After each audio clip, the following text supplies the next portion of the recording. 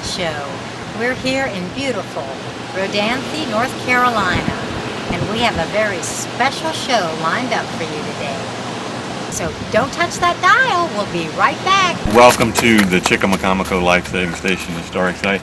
This is actually a 7-acre tract that extends all the way from Highway 12 to the Atlantic Ocean and consists of 8 historic buildings, all of which are on the National Register, all of which are original buildings.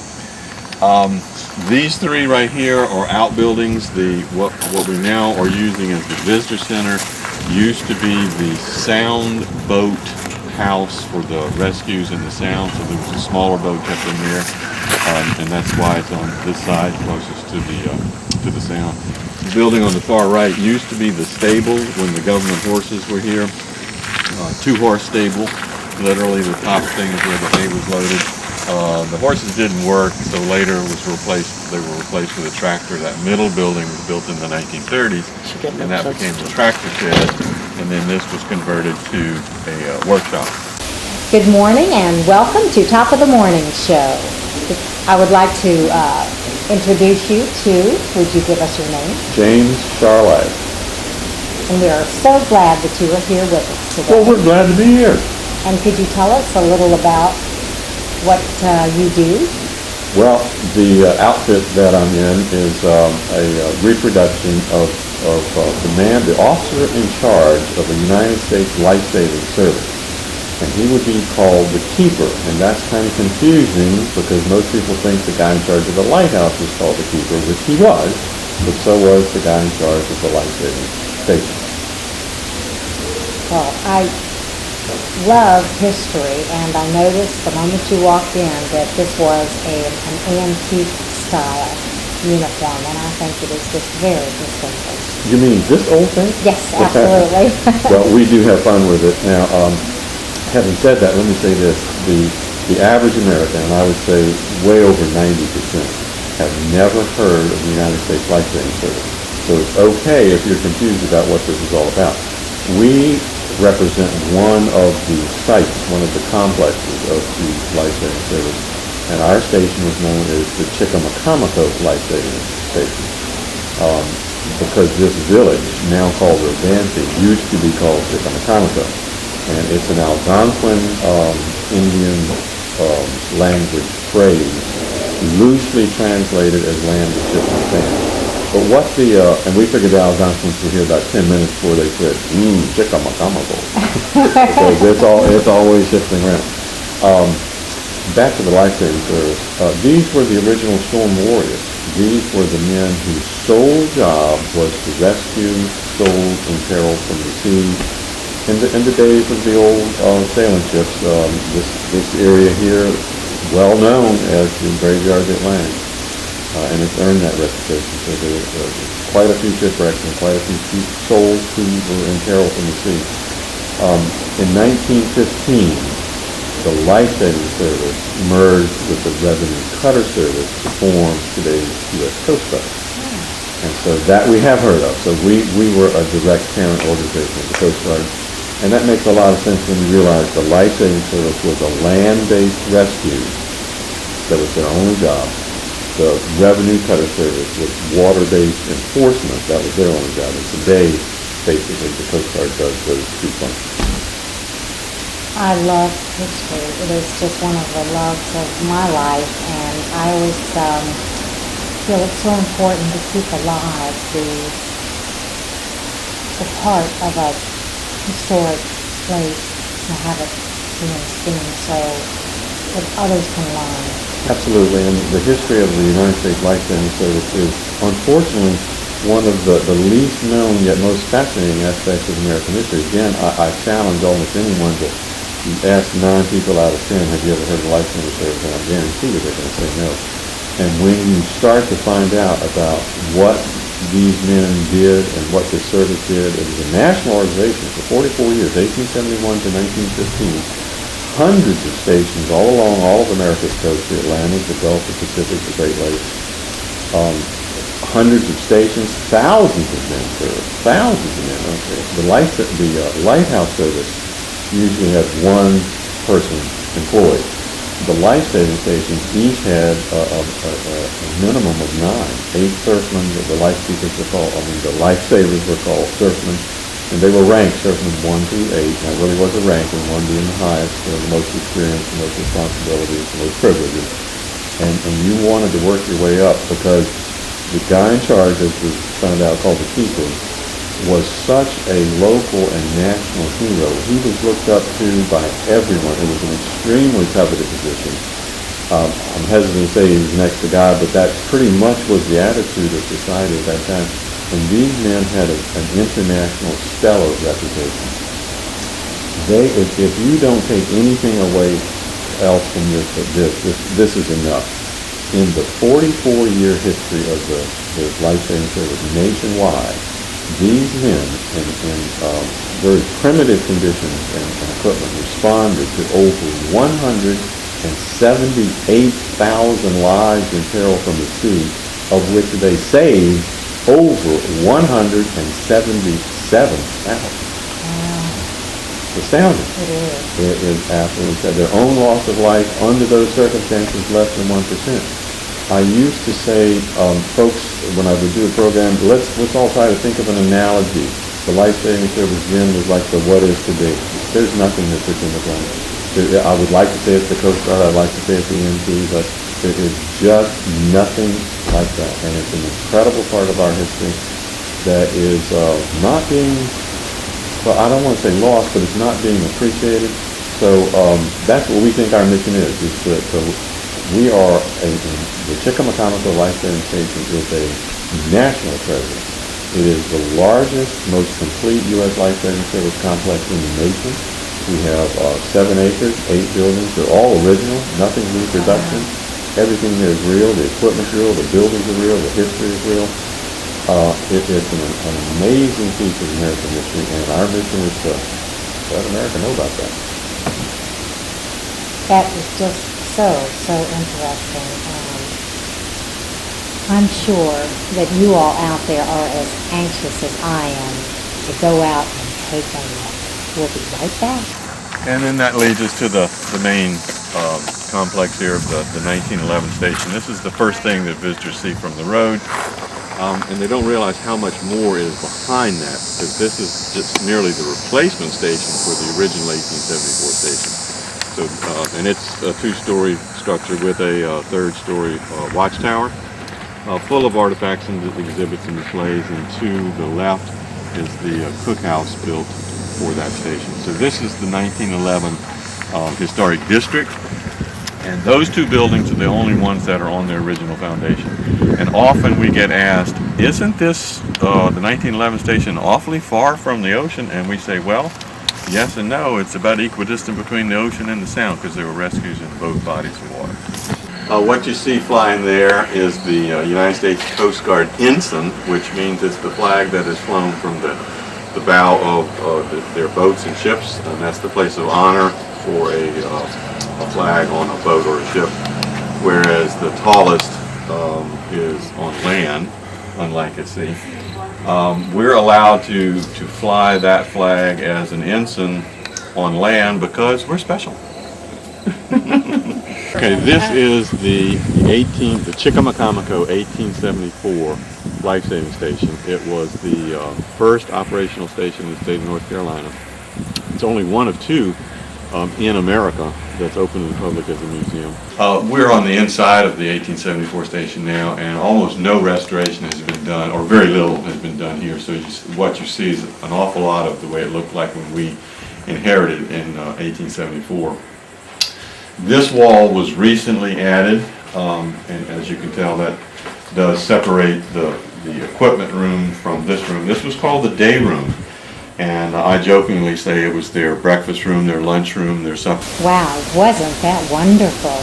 James, could you tell us a little more about what we just saw? Well, I would love to. The fancy ornate building that we just saw, the wooden building with the cross beams at the top, very Gothic looking. In fact, it is French Renaissance Gothic architecture. That is the original 1874 Chickamacomico life-saving station. There are a number of superlatives that apply to that building. It was the first operational life-saving station in the state of North Carolina. Therefore, it's now the oldest. The only other government building older than that on this island is, you know what it is. It's Cape Hatteras Lighthouse. Everybody knows that. And that's only by 4 years. But to me, the most stunning thing about that building, besides its architecture, and you can stare at that for hours and still discover new things, it is one of two original U.S. Life Saving Service stations open to the public. One of the most remarkable things about that building is it is one of only two original 1874 U.S. Life Saving Service stations open to the public in this nation. So we're proud of that. There's some other superlatives that apply to that, and we'll see those as we go along. Inside of this remarkable building are some amazing artifacts.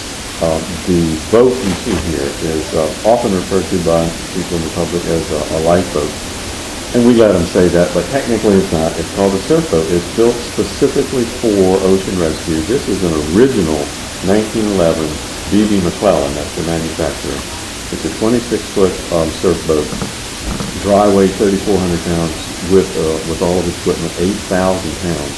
It was hauled to the wreck site on a big four-wheel cart by the men, so they're actually lassoed or what's the word I want to use? It's harnessed to the boat, and they may have to be going up to 3 miles in either direction from their station, because by 1900 there were 29 life-saving stations along the North Carolina coast, averaging about 6 miles apart. So your territory is 3 miles in either direction. So you're going out, not on a nice day like this, you're going out in a storm where the wind can be 70, 80, 100 miles an hour. You're in full gear, and it's difficult to walk on the beach on a nice August day with barefoot. And you're hauling an 8,000-pound boat, maybe 3 miles, and it could be the middle of the winter, it could be the middle of the night. And when you get to the wreck, your work is just begun. But this boat, this is surf boat number 1046, and it was used in, and listen very carefully, I'm going to say this very slowly, it's very important, it was used in the most highly awarded maritime rescue in American history. And I know you want to hear that story, but it's just too long to tell. But I will tell you this. It occurred on August the 16th, 1918. And you know what was going on in 1918, don't you? World War I. What most Americans don't know is that there was unrestricted submarine warfare all along our coast. Germans were sinking every ship they wanted to during World War I and II, but I'm talking about one. And their favorite target was tankers, because they were loaded with fuel that was helping their enemies. And German submarine number U-117 torpedoed a British tanker called the Merlo, M-I-R-L-O. That wasn't the cargo, that was its name. So it was carrying over 6,500 tons of high-octane aviation fuel. And it was torpedoed 7 miles offshore and right in front of the Chickamacomico life-saving station. And I was going to say, you can imagine. I still really can't imagine, as many times I've told the story, what 6,500 tons of high-octane aviation fuel would be like, the inferno that it would cause on the ocean floor.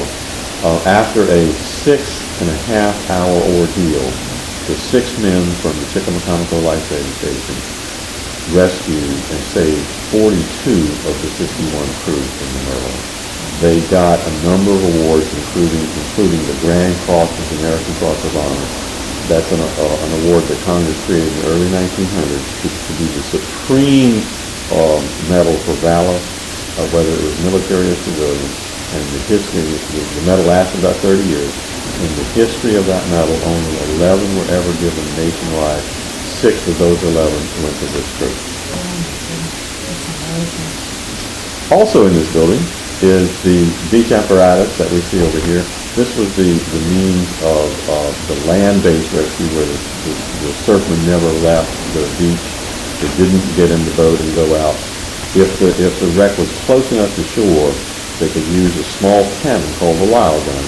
And I want to mention one thing about the Lyle gun. It was designed specifically, invented by an Army Captain David Lyle, designed specifically for the purpose of firing a projectile at a ship in order to rescue them.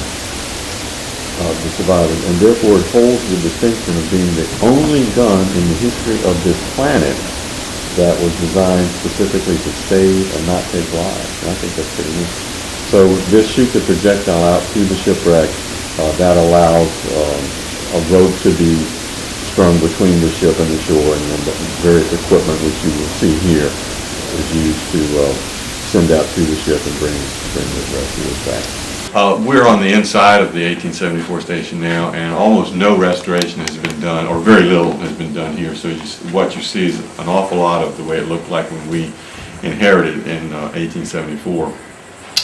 This wall was recently added, and as you can tell, that does separate the equipment room from this room. This was called the day room, and I jokingly say it was their breakfast room, their lunch room, their supper room, their break room. It was the only room they had, and for many, many years. And so if you can see this lighter square that I'm standing on, this is called the ghost mark, and what that was a tin plate was on the floor that held the cook stove. So for 18 years the men lived in this building in hot Rodanthe, Hatteras Island summers with a cook stove going. And this is one of the more fascinating. This is called, what the room we're in now is called the men's shower. So all 8 men had this one bathroom. This, we find a lot of people do not recognize what this stuff is because you don't see it much anymore. No, it's slate. Slate. And if you'll come look over here, there's a really interesting story, and it shows a lot about the thinking as how different in those days. This was actually used as ballast on the barges that brought the building materials over for this building, and these are the pallet marks. The keeper was the only one that had his own office and his own bedroom. This would have been the office, the keeper's office originally. No, I'll do it. Give me time. That's really all I was going to talk about in this room, other than I do want to come back to this particular award over here. Which one is that? This right here. When we go out to the 1874 station, you're going to hear a brief version of the story of the Merlot rescue, which was headed by the keeper, John Allen Midget Jr. It became the most highly awarded maritime rescue in American history. They saved 42 out of the 51 crew of British tanker, the Merlot. All the men got awards, and Captain Johnny, which the man called him, John Allen Midget Jr., received a silver loving cup from the British government as a personal honor of their gratitude for his leadership in that role. And this has been in the Midget family for years and years and years. It still belongs to them, but they have graciously allowed us to display it. The next room over would have been the keeper's bedroom, and he was the only one that was actually allowed to live at the station. And some chose to live here, most of them chose to live in their own homes. But this would have been the only private room.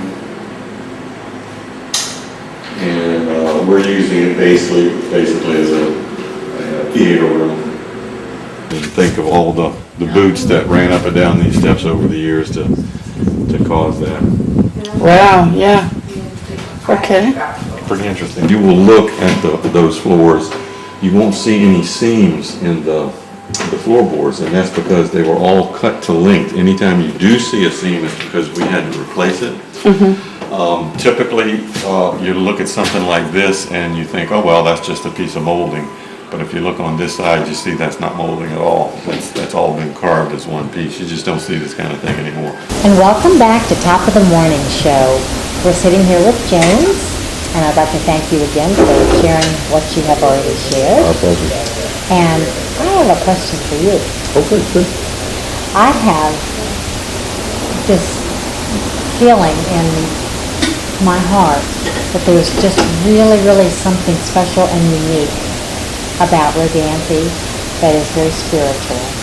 Have you any connection or any feeling on it? That is absolutely amazing that you mentioned that. This doesn't come up very often with our visitors, but yes, there is something very special about that. We feel it.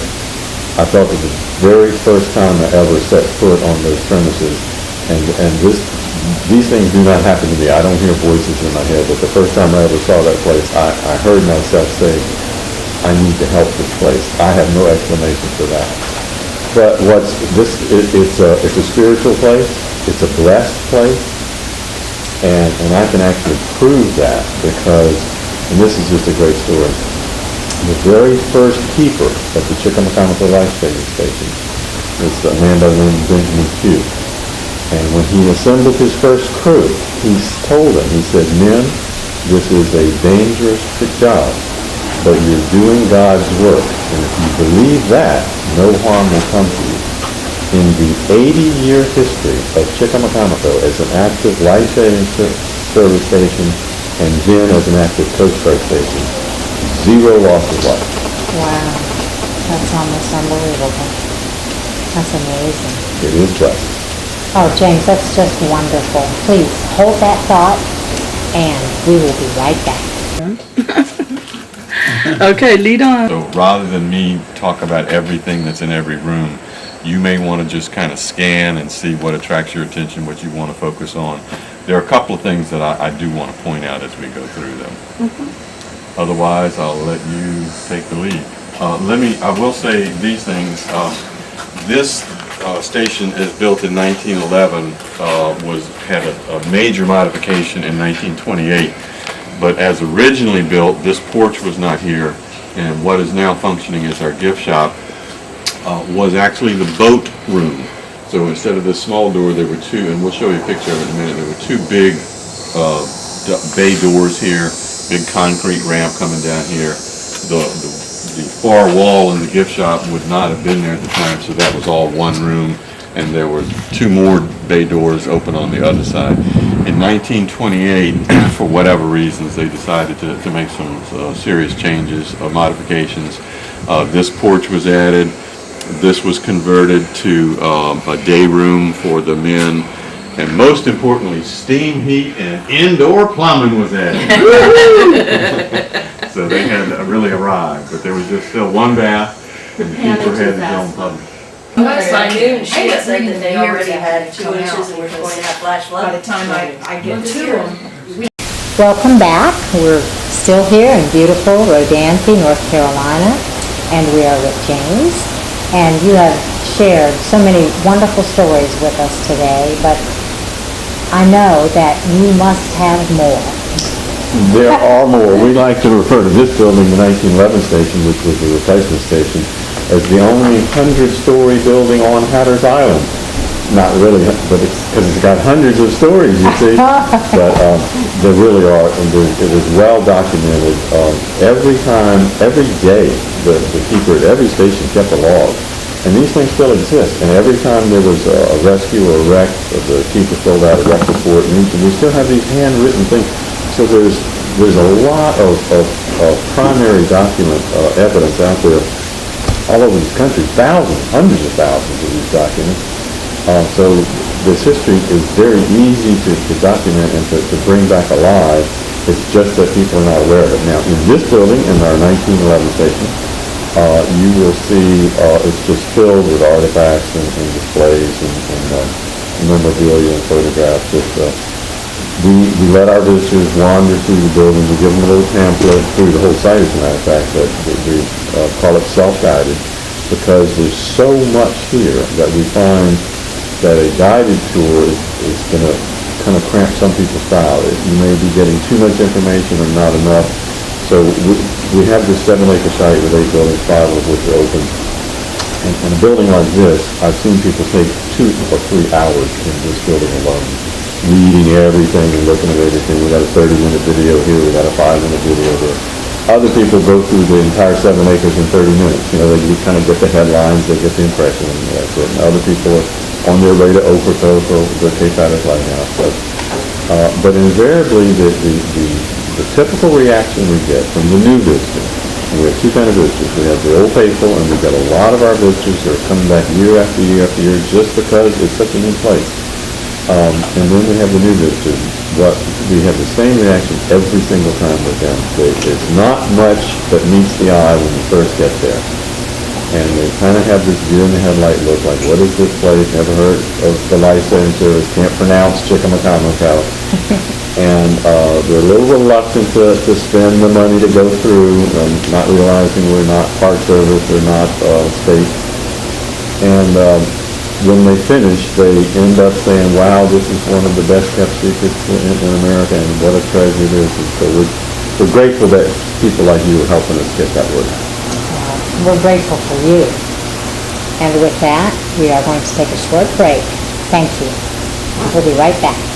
Room, their break room. It was the only room they had, and for many, many years. And so if you can see this lighter square that I'm standing on, this is called the ghost mark, and what that was a tin plate was on the floor that held the cook stove.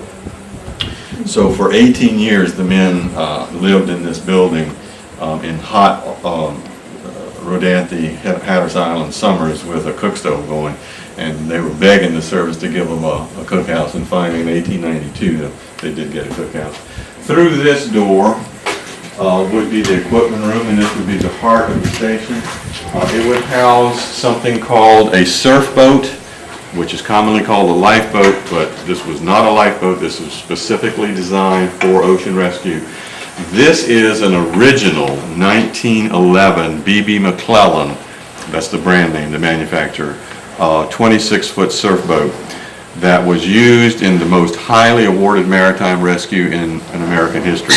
That would be the rescue of the British tanker SS Merlo, August the 16th, 1918, when 6 men from Chickamacomico Station, led by Captain John Allen Midget Jr., after a 6.5-hour ordeal, rescued 42 of the 51 sailors from the Merlo, which it was a tanker carrying over 6,500 tons of high-octane aviation fuel, torpedoed by a German submarine 7 miles offshore, right off of this station.